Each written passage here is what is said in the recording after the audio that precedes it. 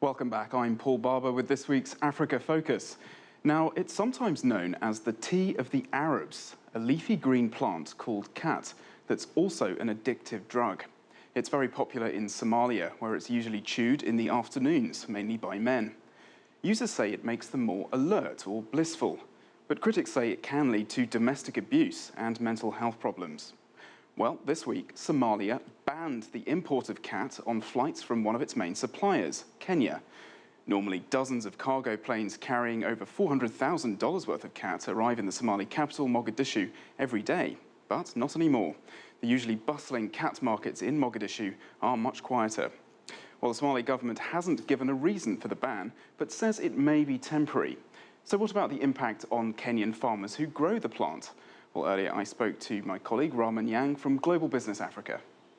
Well, it is a significant problem. Just to give you a scale of the sort of numbers we're talking about here, in Kenya, for example, before the UK and the Netherlands ended up banning the export of that commodity, on an annual basis, you're looking at income of about $45–50 million from those exports to those two markets alone. Somalia, of course, was a much bigger market in relative terms. So the losses that farmers alone are looking at here are pretty significant. What exactly went wrong? Well, back in July, one of the governors of the counties, that's the local government authorities here in Kenya, Peter Munya, he comes from he runs the local government in the area where, of course, this commodity is mainly grown. He was in Somaliland trying to open up that market because khat is consumed there, but most of what they actually consume comes from the Ethiopian market. He estimated it was a $400 million market a year. He wanted to actually open access to that in the wake of the bans in the UK and the Netherlands. The problem is, though, the Somali federal government wasn't particularly happy by the fact that he went in there, tried to open the market, in turn promising, according to a statement he put out on Facebook in late July, that perhaps there might be some sort of formal recognition for Somaliland, which of course is a very touchy issue in this part of the world. The result of which I think we're now seeing at this particular point, this ban coming through on the 6th of September from the federal government in Somalia. So what do you think the chances are of it being lifted? For the timing, the situation is pretty unclear. Flights have been grounded. Roughly 7,000 of those move across the border on an annual basis. The losses in the aviation sector and, of course, the logistics chain that brings this produce straight out of Meru in central Kenya and over across the border into Somalia. All right, well, moving on to some other news now. The G20 summit in Hangzhou is over, but several African leaders are staying on in China for the second Investing in Africa Forum, which is being held in Guangdong province. Ramah, what's this gathering for, and is it important for African countries? Well, that depends on what outcomes will come through from this event. It's the second of the kind to be held. The first one was held last year in the Ethiopian capital, Addis Ababa, and that particular one focused on manufacturing, basically how to expand the manufacturing sector across all the 50+ economies right across the African continent. This year's event takes on that theme and expands it a little bit into related sectors. So they will be talking about infrastructure. We do expect to see quite a few business-to-business deals and government-to-business deals also being announced at this particular forum. We understand deals are being struck to that effect as well. As you mentioned, quite a few African leaders are staying on for this particular event. One thing that we're very keen on seeing, however, is how the South African government will be perceived at this event. Is it going to be coming to the table with a coherent investment plan and a lot of credibility, especially for investors in China who might be looking for places to invest capital for that yield they so desperately need at this particular point in time? And this comes in the wider context of all the issues we're seeing in South Africa. The president and the finance minister clearly not seeing eye to eye. Some pretty controversial comments coming through from the mining minister as well, Mosebenti Zwane, where he basically called into question the current know your customer regulations, especially around politically exposed persons, and he's basically called for a complete overhaul of that particular system that's currently in place, and that's been a very controversial issue. So if South Africa can come out of this with a, shall we say, a repaired or much better, a more cohesive investment pitch to investors, it will be a very interesting outcome. For the wider continent as a whole, though, the answer lies in the business deals that are going to be struck at this event. Absolutely. Well, let's stick with South Africa for a minute then, and it's been having a pretty tough time. Its economy shrank in the first quarter. But are there some glimmers of hope from the latest data?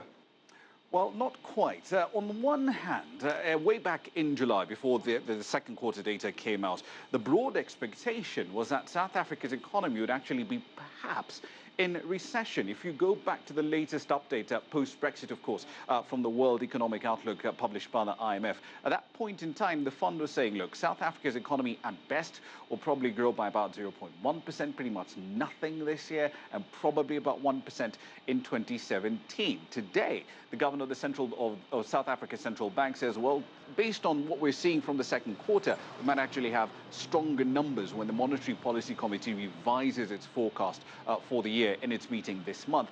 But overall, and I'm quoting him here in particular, he says that the annual figure will remain low.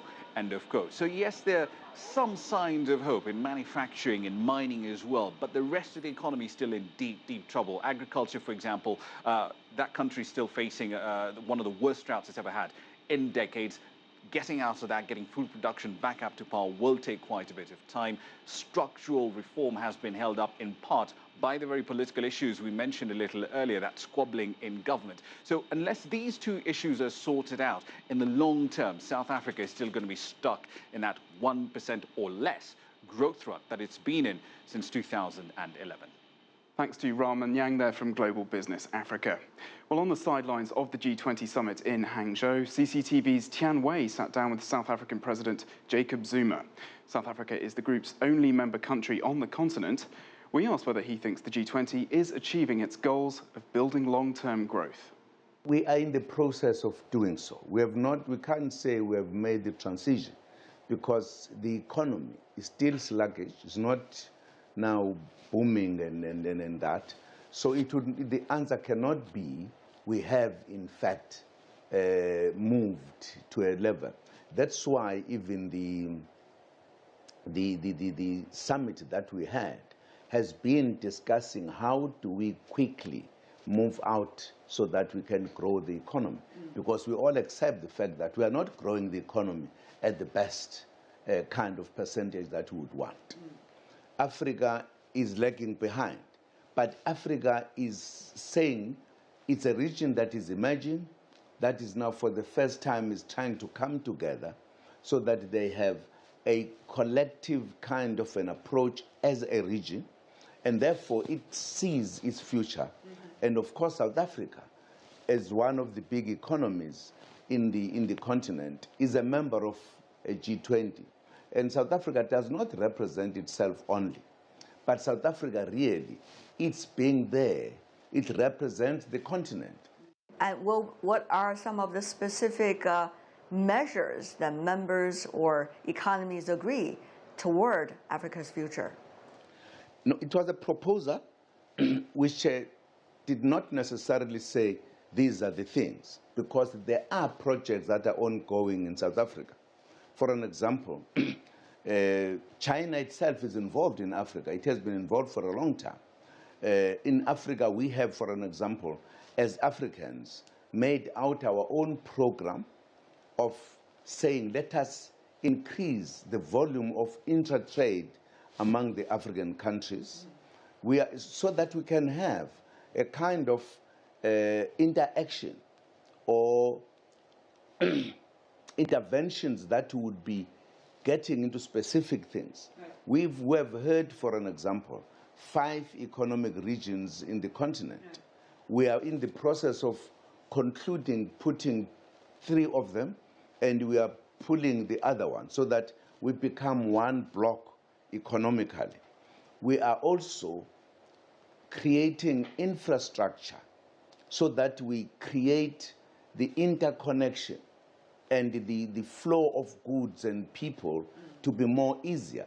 And therefore, that will also attract the investments because the conditions would be there. The infrastructure is ongoing, and investors are being asked to come and invest. So there are specific issues. So the proposal from President Xi Jinping is that here at the opportunity, let us focus on these.